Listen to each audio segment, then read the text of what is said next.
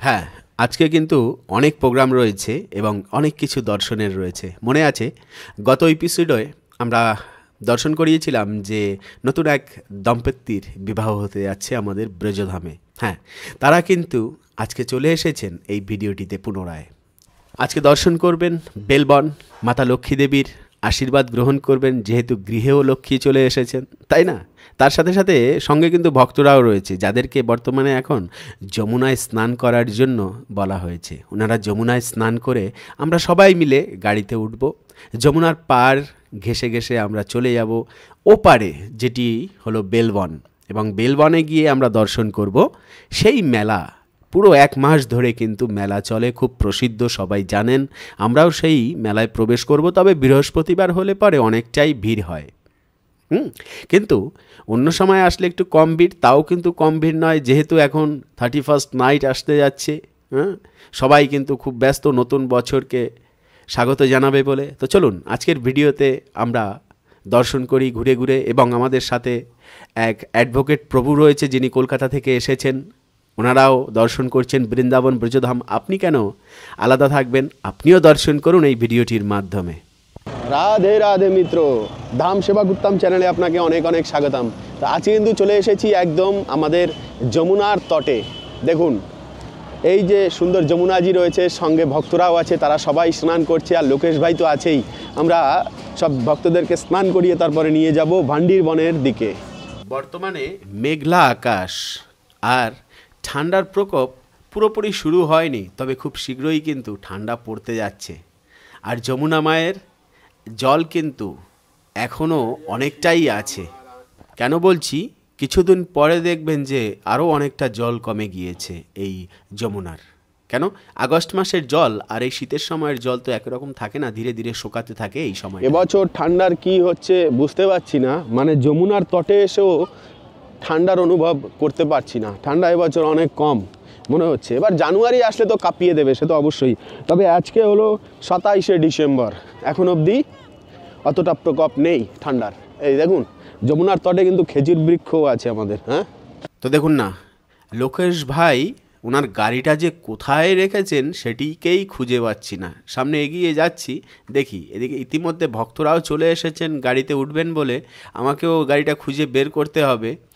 আর প্রচণ্ড হাওয়া তো একটু দিচ্ছিল, তখন মনে হচ্ছিল বেশ অনেকটাই ঠান্ডা, আর হাওয়া থেমে গেলে একদম ঠান্ডা কম অনুভূতি হচ্ছিল। গাড়ির ভিতরে কিন্তু বেশ গরম লাগছিল। তো আমরা গাড়িতে উঠে পড়ছি বেলবনে প্রবেশ করার জন্য। হ্যাঁ, বান্ডির বান বল দিয়া কি बेलबन जाने के लिए।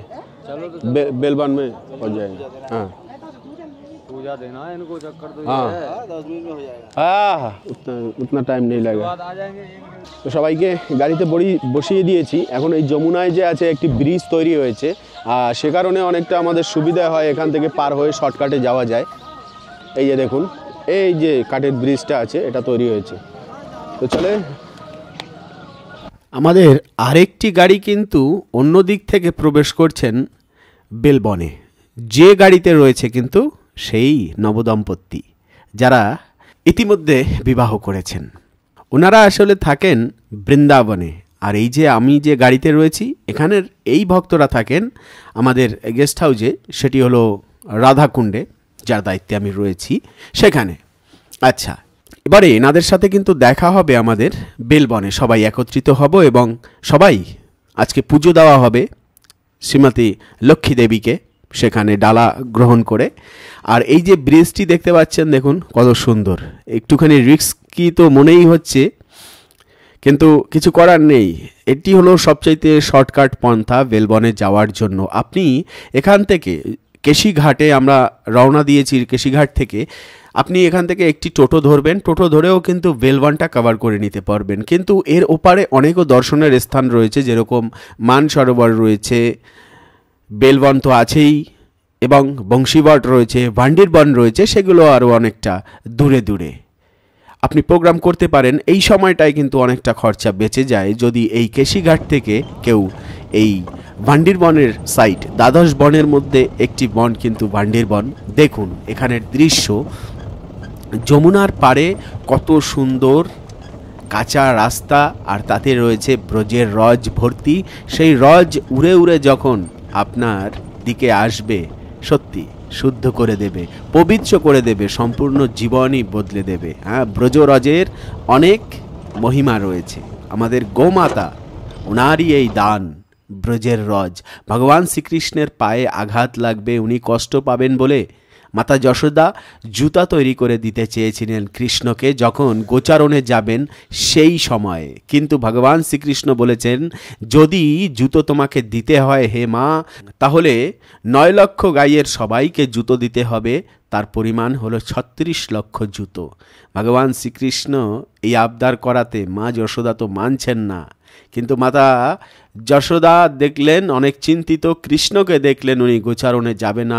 তখন গোমাতারা সম্পূর্ণ ব্রজধামে বিভিন্ন স্থানে বিচরণ করে খুরের ধারা কিন্তু এই ব্রজরজ প্রকট করেছেন। মানে সব পাথর, কঙ্কর, ইট আদি যত কিছু ছিল সব পাউডারে পরিণত হয়ে গিয়েছে। তাদের পদ ধুলি এবং পদের আঘাতে ধুলিময় হয়ে গিয়েছে ব্রজের রাস্তা।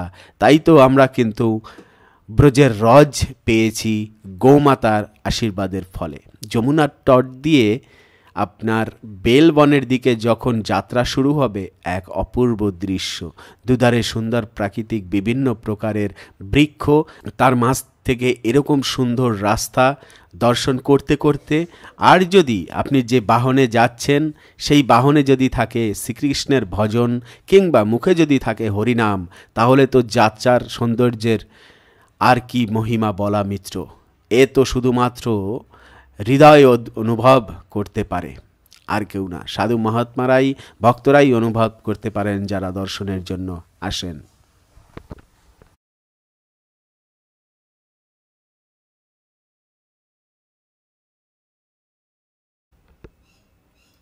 আমরা বেলবনে পৌঁছাতে পৌঁছাতে কিন্তু অনেকটাই সময় পের হয়ে গিয়েছিল, মানে প্রায় দুপুর। এদিকে দুটো গাড়ির কিছু ভক্তদের ব্যবস্থা করা হয়েছে বৃন্দাবনে প্রসাদের জন্য, আর কিছু ভক্তদের ব্যবস্থা করেছেন শ্রীমতী লক্ষ্মী দেবী এই বেলবনে। কেন? এই বেলবনে কিন্তু প্রসাদের ব্যবস্থা হয়েছে, বিতরণের ব্যবস্থা হয়েছে, ভান্ডারার আয়োজন চলছে মিত্র। দারুণ প্রসাদ ছিল, খিচুড়ি, সবজি, হালুয়া, পুরি, যে যত পারবেন পেট পুরে মা লক্ষ্মী দেবীর আশীর্বাদ নিয়ে যাবেন। তো কিছু ভক্তরা কিন্তু সেখানে প্রসাদ পেয়েছেন, আর প্রসাদ অবশ্যই দর্শন করলে পর্যন্ত প্রসাদের আশীর্বাদ প্রাপ্ত হয়। তো চলুন, এবারে আমরা কিন্তু এসে পৌঁছে গিয়েছি বেলবনে। যাই হোক, এবারে লোকেশ ভাই বসে থাক, আমরা সবাই এবারে দর্শনে যাই, পুজো দেওয়ারও ব্যাপার আছে। लोकेश भाई, हाँ आप बैठोगे गाड़ी में? ठीक है, इनको बोल देता हूँ। হ্যাঁ, তবে দেখুন, মথুরা জেলা একটি রুরাল জেলা বলতে পারেন, রুরাল এরিয়া রয়েছে অনেক বলতে পারেন। তো সেক্ষেত্রে তুলনামূলকভাবে ভিড় অনেকটাই কম। বাইরের থেকে আগত যাত্রীদের উপরে নির্ভর করেই কিন্তু এই মেলাটি চলে। বিশেষ করে এই অঞ্চলের যে ব্রজবাসীরা রয়েছে বৃন্দাবনের, তাদের ভিড়ে কিন্তু প্রচুর পরিমাণে ভিড় হয় না। বেশিরভাগ দেখবেন এখানে যে গাড়িগুলোও পার্ক করা রয়েছে সব হলো বাইরে থেকে আগত যাত্রীরা। আসলে ব্রজবাসীরা যে আয়োজনগুলো করে থাকেন এই ব্রজধামে, সব আপনার আমার জন্য। আমরা যাব, দর্শন করব, এবং সেই আনন্দেই কিন্তু ব্রজবাসীরা সবাই আনন্দিত। বিভিন্ন প্রকারের দোকান পাট আবদি, খাবার দাবার, এটা সেটা অনেক কিছুর দোকানের আয়োজন হয়ে থাকে এই বেলবনের মেলায়।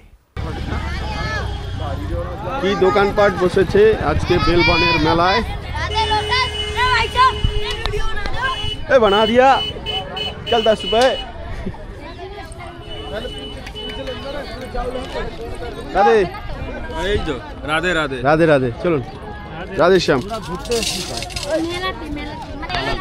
এই তো রাধে রাধে প্রভু এসে গেছে। চলেন, आपका वीडियो देखिए ये सब है। আচ্ছা, ওই দিন যে ভিডিও ছাড়লেন, হ্যাঁ যে বিয়ে হবে এদের, হ্যাঁ হ্যাঁ, আপনারা দেখে, এটা হচ্ছে আমার মানে শ্বশুর, আমরা বাংলাতে যেটা বলি ফুল শ্বশুরের ছেলে। তাহলে আপনারা 6 জন ছিলেন, মানে হ্যাঁ 6 জন। শরীর খারাপ? না, আসবে না বলছিল। আচ্ছা আচ্ছা, তাহলে 1 2 3 4 5, আর একজন পেশা মশাই, এটা আমার পেশা শ্বশুর। তো 5 জন দেখছি, আর কই 6 জন? তো বৌদি আছে। আচ্ছা, বৌদি করাই দিন। হ্যাঁ, ঠিক আছে, চলুন আসো।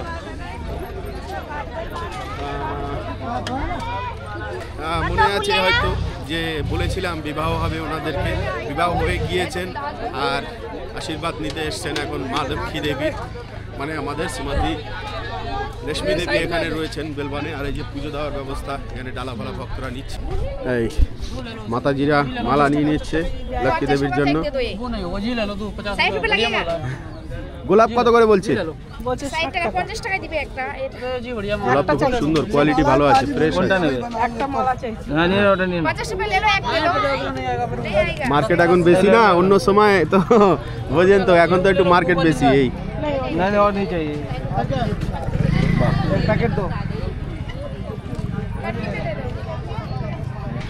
একটু সকালে বেরোতে পারলে ওই সাইডের দর্শনটা হয়ে যেত। সময় তো চলে গেল, 2-3 ঘন্টা ওয়েস্ট হয়ে গেল। আচ্ছা চলুন দাদাজি, আমি এনাদের পাঠাচ্ছি, এনাদের নিয়ে চলুন। হ্যাঁ আচ্ছা, রাধে রাধে, ধন্যবাদ। যাই হোক, এবার সবার ডালা নেওয়া হয়ে গিয়েছে, মন্দিরে প্রবেশ করতে যাচ্ছি আমরা সবাই। তবে এখানে যে পরিবেশ মিত্র, সত্যি আজ এই সময় দাঁড়িয়ে হয়তো আমরা এমন সুন্দর সুন্দর মেলাগুলো দর্শন করতে পারছি, কিন্তু যেভাবে উন্নতির দিকে এগিয়ে যাচ্ছে দেশ, আমরা একটি সময় কিন্তু এই স্মৃতি হারিয়ে ফেলব। তবে আজকের এই দিনগুলো একটা সময় ইতিহাস হয়ে থেকে যাবে। কেন কি আমরা সবাই টেকনোলজির দিকেই এগিয়ে যাচ্ছি, বড় বড় শপিং মলেই আমরা যাচ্ছি, কিন্তু গ্রামের এরকম বৃক্ষের নিচে মায়া লাগানো দোকানপাট, আর এই ভালোবাসার পরিবেশটি কি আর কখনোই পাবো না। নেক্সট জেনারেশন হয়তো হারাতে চলেছে এই সুন্দর দৃশ্য। দেখুন কিভাবে ব্রজবাসীরা বসে রয়েছেন, দোকানদারি করছেন, ছোট্ট ছোট্ট গোপবাসী, গোপী এবং গোপবাসীরা। এই একটা নিয়ে নি। হ্যাঁ ঠিক আছে, লক্ষ্মী দেবী ব্রজে যা পাওয়া যায় তাই তো দেবেন, তার বাইরে তো আর কিছু। নকুলদানা, হ্যাঁ যাই হোক, এখন তো এখানে আমাদের ব্রজের মেলা দেখুন কত সুন্দর, অনেক জমজমাট। এই পৌষ মাসেই প্রতি বছর এই মেলাটি হয়। আর আমরা মন্দিরে প্রবেশ করব, এক ভক্ত গ্রুপ পাঠিয়েছি। হ্যাঁ, মাতা লক্ষ্মী দেবী, হ্যাঁ মাতা লক্ষ্মী দেবীর কাছে গেলে পরে আর কিছু পাই আর না পাই, ধনরাশি তো অবশ্যই ঘরে আসবে। হ্যাঁ কি বলেন? সে কারণে পুজো দিতে যাওয়া মাতা লক্ষ্মীর কাছে, তার সম্মুখে না, আসলে তার কৃপা পেলে পরে ভগবানেরও দর্শন পাওয়া যায়। নারায়ণের কৃপা যদি পেতে হয়, লক্ষ্মী দেবীর আশীর্বাদের তো প্রয়োজন অবশ্যই আছে। দেখুন না কি পরিমাণ ভিড় পড়ে রয়েছে এখন এই মন্দিরে, খুব সুন্দর একটি আঙ্গিনা মিত্র। হ্যাঁ, তবে আরেকটি কথা কিন্তু মনে রাখতে হবে, আমাদের মাতা লক্ষ্মী দেবী উনি কিন্তু পতিব্রতা স্ত্রী, তাই না? স্ত্রীরা কিন্তু স্বামীকে ছাড়া এক পাও কোথাও যেতে চায় না, আমাদের লক্ষ্মী দেবীও তাই। আচ্ছা জুতো জুতো জুতো রাখতে হবে প্রভু, জুতো আনেননি? আচ্ছা আচ্ছা ঠিক আছে। হ্যাঁ বাহ, প্রসাদ খুব সুন্দর প্রসাদ হচ্ছে। হ্যাঁ ঠিক আছে, তো দেখুন এখানে প্রসাদ হচ্ছে। মা লক্ষ্মী দেবী হ্যাঁ কাউকে খালি পেটে ছাড়েন না, সে ব্যবস্থাও আছে, দেখেছেন কত সুন্দর প্রসাদের ব্যবস্থা। হ্যাঁ বেশ,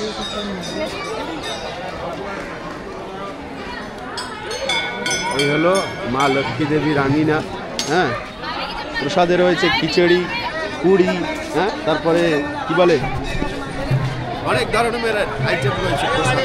হ্যাঁ, উনি নারায়ণকে ছাড়া কোথাও যান না। দেখুন বসে রয়েছে সেই ভিতরে সিংহাসনে মাতা লক্ষ্মী দেবী, আর ভক্তদের ভিড়ে লক্ষ্মী দেবীকে দেখাই যাচ্ছে না। এত ভিড়, শুধুই কি প্রেম নাকি ধন, কোনটা? সব আশীর্বাদই কিন্তু এখানে পাওয়া যায়।